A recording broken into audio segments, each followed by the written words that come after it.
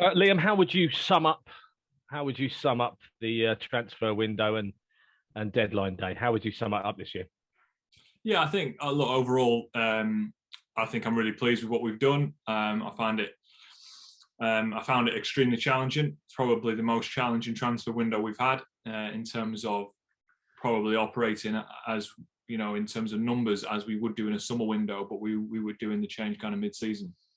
So I think the very first thing I'd like to do is congratulate the players on how they managed to maintain focus. I know probably Liam said it to you every time he sat here and spoke about it, but they really did. And the proofs in the pudding, the performances that they were able to put in and kind of maintained our league position whilst we dealt with the change and the noise in the first part of the window. So yeah, I'm really pleased with the outcome. I'm really pleased with the players we've been able to bring in, and obviously thankful to everybody that got us through it as well on the pitch.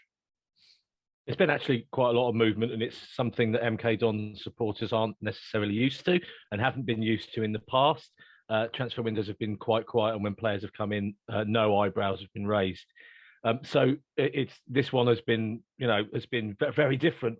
I'm not going to go through every player individually. Certainly, the ones on deadline day, I thought we would talk about those. Matt Smith, looking back on Matt and what he's achieved so far in a very a very short space of time. He's 22 years old, and he's got a wealth of experience for a 22-year-old. That's a really interesting signing for the club. Absolutely, yeah. I mean, we've explored Matt a number of times. It's always been one we would have liked to get on a permanent. So when the opportunity came to do that, that's when it became a real opportunity for the club, I think, to get the international recognition that he's got at a young age and the pedigree that he's got. Yeah, we're really excited about it. I know particularly our recruitment guys are very excited about it. They're the guys in the background that are following everything. And when something like this comes up, yeah, we're really excited to see how Matt can develop. And I think the timing for him getting a home, he was 22 years old, probably coming to the end in terms of reaching Manchester City's first team. So now, like we've seen before, players coming here permanently to set up the next part of their career. And he's really committed to the club, and we've committed to him. So yeah, I was really pleased with that one. Took all the way to the end, but I have to thank Man City as well, because there was a bit of work there in terms of tying him up and obviously getting him out of Hull and things like that. So all aligned perfectly, really. And you've highlighted one of the other benefits of his age. He's got great experience already, or a fair amount of experience for a 22-year-old, but young enough to mould and develop and progress in the MK Dons way. Yeah, absolutely. And look, this is what we do now, and this is how we can attract players. We're probably going to talk about Matt O'Reilly at some point, but that's a story we have to celebrate. Of course, it was challenging timing for the club, because I always say our number one aim as a club is to get promoted to the Championship. Our number two aim, if that doesn't happen, then we allow players to progress their careers and we trade, and that's how we can stay sustainable. We try not to do number two at the detriment of number one, but when a move like that comes about for Matt O'Reilly, then you can't be disrespectful to him and try and hold him back when that was just such a huge opportunity. And I think we've seen in his first two games, which we're all suddenly watching, he's done fantastic. Did that move help with transfer targets that you've brought in? It certainly just gives us another example. I mean, Reece Healy was probably the first one in terms of my time here, but even beforehand, there's been when we talk about loan players, I'm able to talk about Harvey Barnes prior to my time. Do you know what I mean? There are real success stories here for us to point to. But Matt being so recent probably did help for Matt Smith, because the story is so similar. And financially, did it help? Yes. Yes, I like those one-word answers. Yeah, it's an obvious question, but I'm going to ask it as well. Dan Kemp's another one. It's interesting because obviously this is kind of into Liam Manning's past, isn't it? And his time at West Ham, knew Liam, and brought to the club another player that's really interesting to see come to MK Dons. Yeah, it's strange actually. The messages you get towards the end of the night, a lot of people were messaging me about Dan and saying that's an interesting one, and that's how we all feel. But we think he's got some real good qualities that suit the particular role that we've got in mind for him, both this season and beyond. So certainly, I mean, one of the things I was interested, I like flicking through my phone and watch the highlights reel that the club have put together, and that just kind of reinforced why we think he's a good a fit for us. You know, Orient weren't able, or even the teams before that, Stevenage and things like that, weren't always able to capitalise on what he's good at and what he brings to the table. But I certainly think that we can. And you know, that's a good sign of our recruitment operations. I think if we can highlight those opportunities and maybe get him at a point when he was available to us permanently, rather than waiting for him to do great somewhere and then be on the back foot trying to get him. And Kane, a young, exciting player, and proof again that Premier League clubs trust their players to develop at MK Dons, which is superb. Yeah. The loan market has been really important. Four out of the 5 loans changed, and in January we had 2 clubs decide that we were a better destination than another League One club, which is excellent for us. And Kane in particular, I feel like we got a bit of a head start on Kane because we went to play Aston Villa in a behind closed doors game a few years ago after they just lost the League Cup final, I think, and all the first teamers played that didn't play in the final, and Kane was the only academy player. And he'd not even really played many 23s game, and he was excellent against all our senior boys. And we were all driving home thinking, wow, that was an impressive performance. And then he broke out into the 23s, and then he got his loan to Swindon. So to pick him up on a second loan, if we all get it right and Villa get it right, then we can hopefully continue his progression on the upward curve for sure. And the other players, Connor Coventry, Theo Corbynu, again, that goes back to the Premier League clubs, trusting, MK Dons, and Jamie Cumming as well, really good signings. Yeah, good. I'm glad you think that. Jamie has had a great impact, hasn't he? I mean, I think Saturday was an excellent example. A lot of what we spoke about, look, it's not ideal changing your number one in mid-season. It's probably high risk. So one of the points we spoke about was getting somebody that had played games and was in the swing of the level. And he was, for me, one of the outstanding goalkeepers the first half of the season. Just a lot. And I think we've seen how quickly he makes that save at Portsmouth. Arguably, somebody who hadn't been playing could not have been that sharp to make the save. Those are the decisions we're trying to make mid-season. They're really tough, but I'm pleased that that's seemingly going well.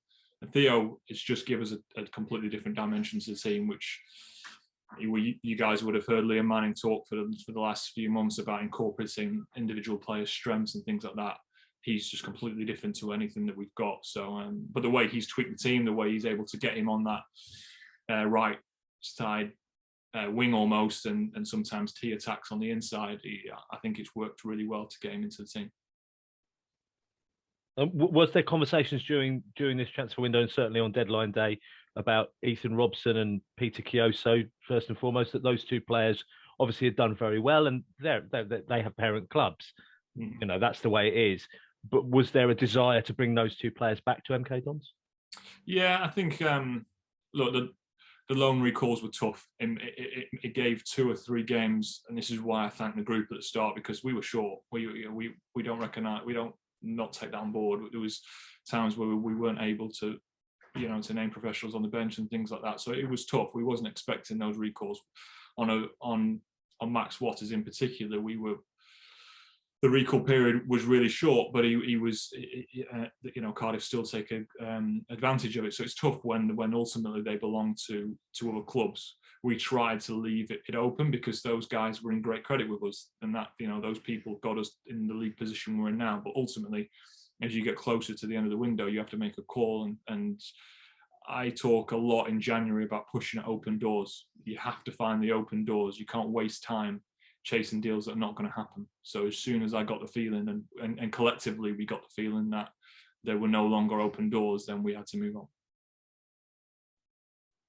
And are you aware of the past and transfer windows, and are you feeling quite proud of what you and your team have achieved from a recruitment perspective? Because I think I can say this without anyone disagreeing with me. This is as good as it's been for MK Dons in its history. A short history, granted, but this is as good as it's been. You and your team have made a difference. How does that feel?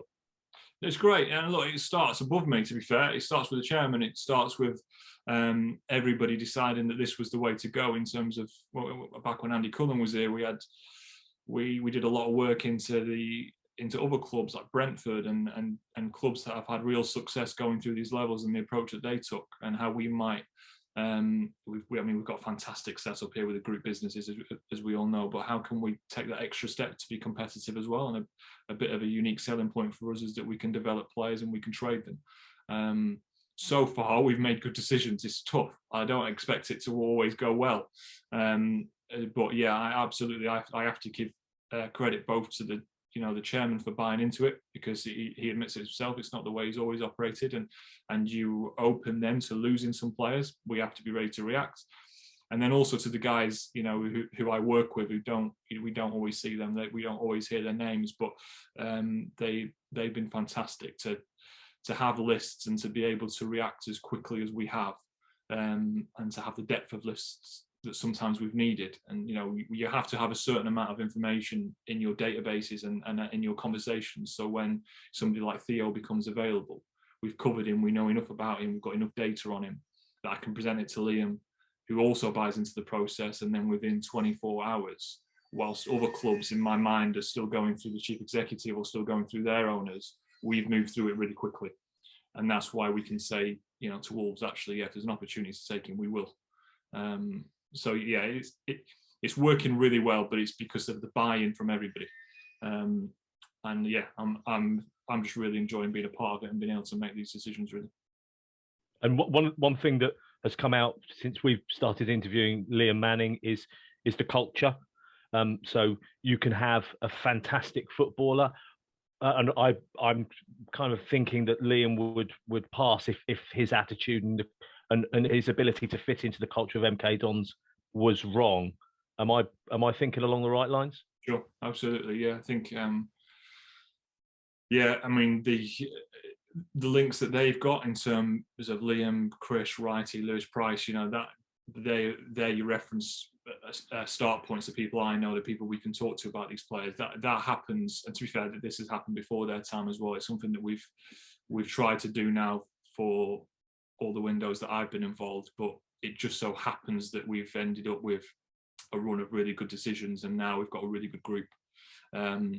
And the group's that strong now that you could add somebody in and they would manage it themselves in a way. So, and this only happens so often. I'm really pleased about it, because I've worked in football for a long time now, and you don't know how every group's going to form. We've put together a lot of young players, and they all get on, and there's a really good culture. So I'm hoping we can take advantage of that, because there are teams that I've worked with in the past that have had success, and I go back to the group and think, yeah, that was the reason.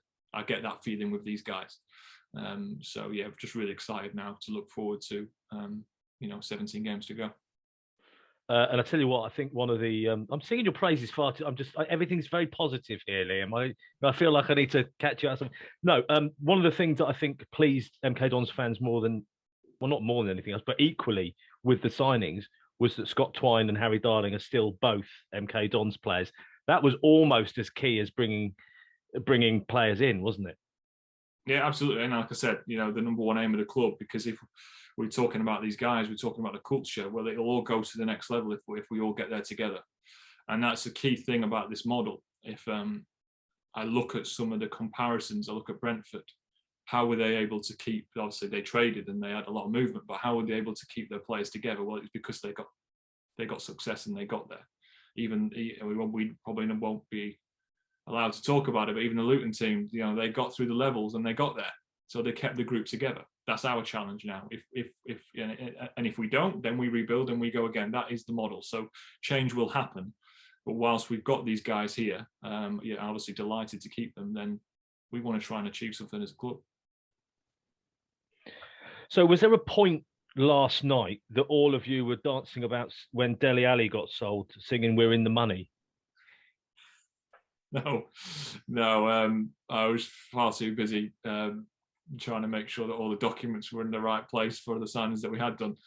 But no, we're delighted to see that, you know, an opportunity for Dele to go and work with Frank. I think it's what he probably needs at this time. So yeah, we're just incredibly excited to see the next journey of his development, because, you know, he's probably the biggest example of those guys we spoke about before. Of, you know, imagine every kid in our academy looking at that story every time it's come around, and MK Donza mentioned, you know, he's the main guy for that storyline for sure. So yeah, just really pleased to see him. You know, I'm sure you're going to ask me, so I'm going to get ahead of it and say that I can't comment on the deal because it's nothing to do with us in terms of it's between Tottenham and Everton. But as every deal, you know, we would expect some kind of impact down the line. I hope a decent impact, right?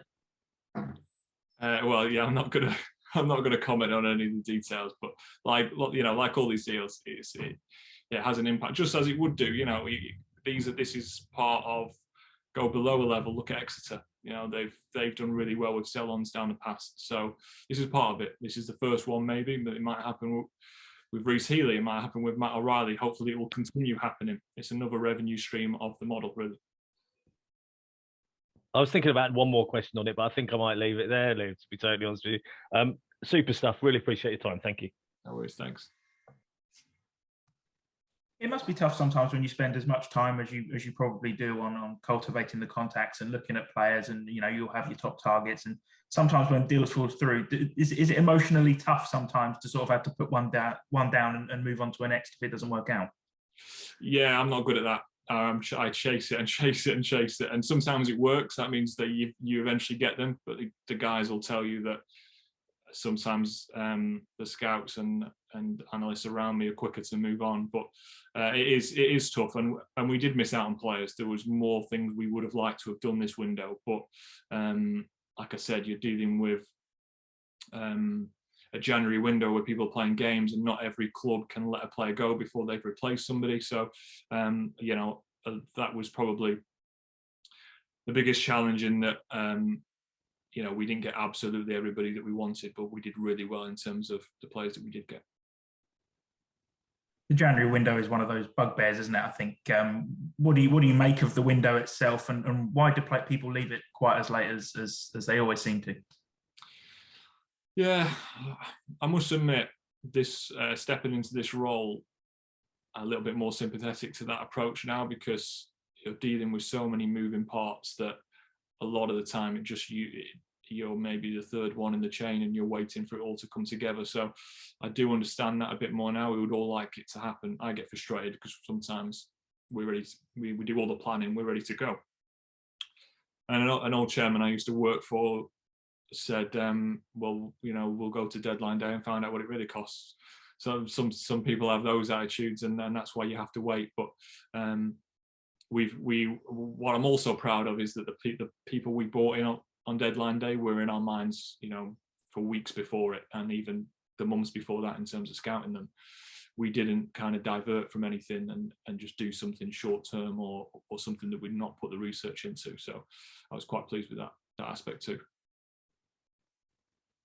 Where can this team go then? I mean, it's now all the pieces are in place. Is it a case of just keeping your fingers crossed till the end of the season and hoping that they get there, or is there must be a supreme confidence now that you can really push on? Yeah, sure. I mean, look, the guys are doing really well. It's been a joy to watch these last few games. We've got to places like Portsmouth and Wickham, and, you know, not just play the way that we know we're capable of, but also get through some real tough periods of having to defend and see them periods through. So I'm continually impressed by these guys and the journey that they're going on. I think, you know, you only have to look at the clubs behind us that are chasing us to know that we're doing really well and we're perhaps overachieving. But I'm not going to drop the expectations from these guys, because I know their bar's really high. I know what they think they can achieve. So yeah, we'll continue to go. It'll fly by. There's 3 months of the season left, 17 games, and we will. It's a horrible cliche, and it will take each one as it comes. But yeah, look, let's see. I don't know, because it's just so exciting. I don't know what they can achieve. I'm not going to try and second guess this group, because I think they can achieve anything. Mentioned it to Dean Lewington a couple of weeks ago that last January felt almost like another reset, didn't it? With new faces coming in, the likes of Harry Darling and Ethan Laird and Matt O'Reilly came in, and it felt like there was a breath of fresh air that was breathed into the squad.